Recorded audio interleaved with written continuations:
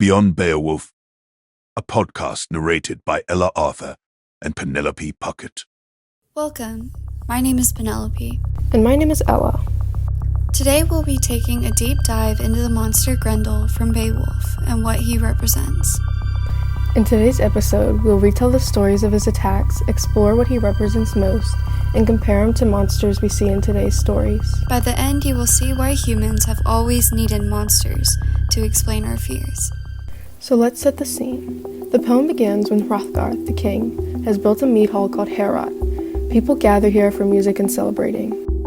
But that joy fades quickly when Grendel, a creature that descends from Cain, the first man in the Bible to murder someone. Grendel is exiled from others and cursed. This makes him mad and causes him to stew on these thoughts until one day he just snaps. Every night he stalks Heorot. He bursts in, slaughters men in their sleep, maliciously taking the warriors' bodies back to his cave and keeping them as trophies. This process went on for 12 years until one hero had had enough. Beowulf arrives, a hero from Gateland. He hears of the dread Grendel is causing and sails across the Whale Road to face the monster. He refuses to use weapons, leveling to Grendel, who fights with his hands. That night, Grendel attacks again. However, Beowulf has a plan to take down this wretched being. The battle starts and Beowulf rips Grendel's arm off. Mortally wounded, Grendel flees to die in his swampy den, proving once again that good triumphs over evil. So, who or what is Grendel, really? He's not just a monster, he's a symbol of good and evil. Grendel represents evil. He is the portrayal of alienation and jealousy. He's also a metaphor for the fears that lurk outside. Heorot is light, order, and community. Grendel is darkness, chaos, and isolation. These two contrasting elements help give us a visual of good versus evil. And let's not forget, he's a product of violence. As a descendant of Cain, Grendel is literally born from murder. His attacks show his vengeance and pain for all things good. In that way, Grendel isn't just a monster. He's a reflection of human violence, pushed to the extreme. Grendel's violence is brutal, but also symbolic. His extreme violence represents more than just his dismantling of the mead hall. They embody the true chaos that can creep into communities and celebrations. Much like the world today with violence in spaces meant for learning and praise. Grendel doesn't kill for conquest or survival. He kills out of resentment and alienation, making his violence a reflection of emotional and societal rupture. This theme of violence shows just how fragile the unknown can be. It mirrors how fear can manifest in destructive ways. This concept is brought up in many modern stories where villains often have a background with trauma or isolation, and all it does is make them evil.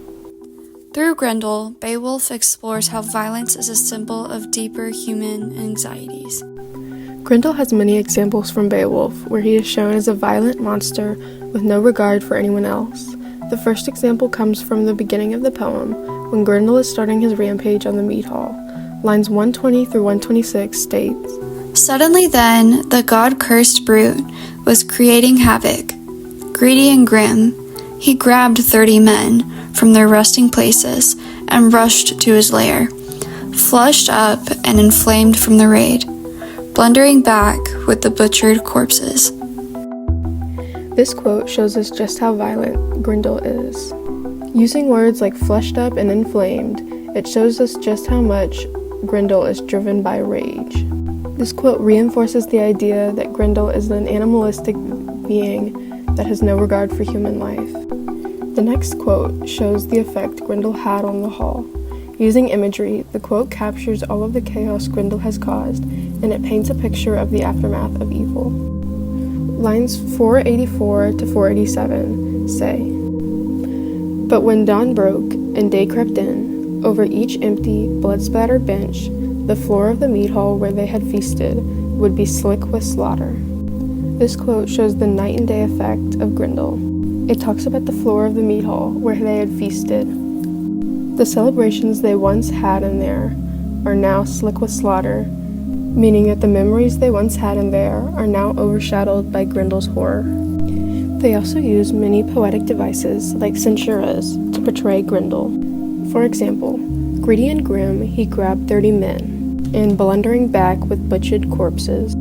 The use of heavy alliteration in these two lines help portray this image of Grendel as violent and ugly. Now that we've seen some examples of Grendel, let's compare him to the monsters today.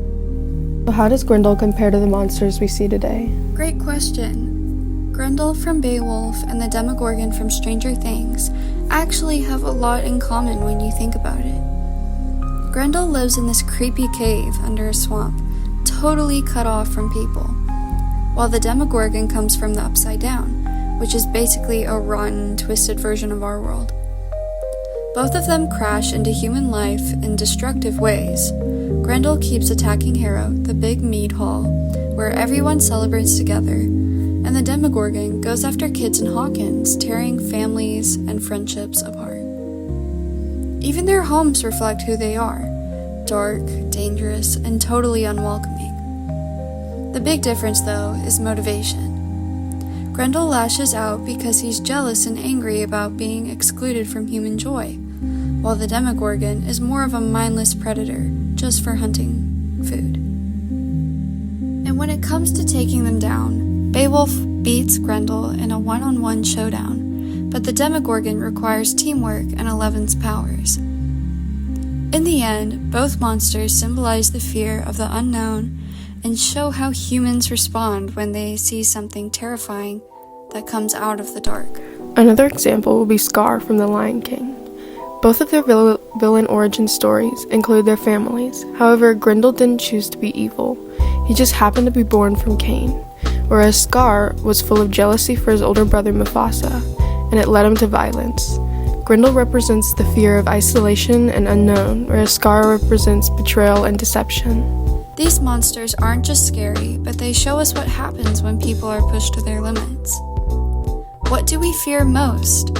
Is it monsters, or the reasons the monsters exist? So why do monsters like Grendel keep getting written into stories? Because monsters help us explain the unexplainable. They assign a being we can see and understand so that we don't fear the true cause, the fear of violence. They also help us define good and evil. With a physical being, we can easily see what's right and wrong. In today's stories, we still use monsters to explore those same themes. Whether it's zombies, aliens, or villains, they help us wrestle with fear and sometimes with ourselves. So that's Grendel, a monster, yes, but also a mirror. Until next time, remember, monsters aren't just in the dark.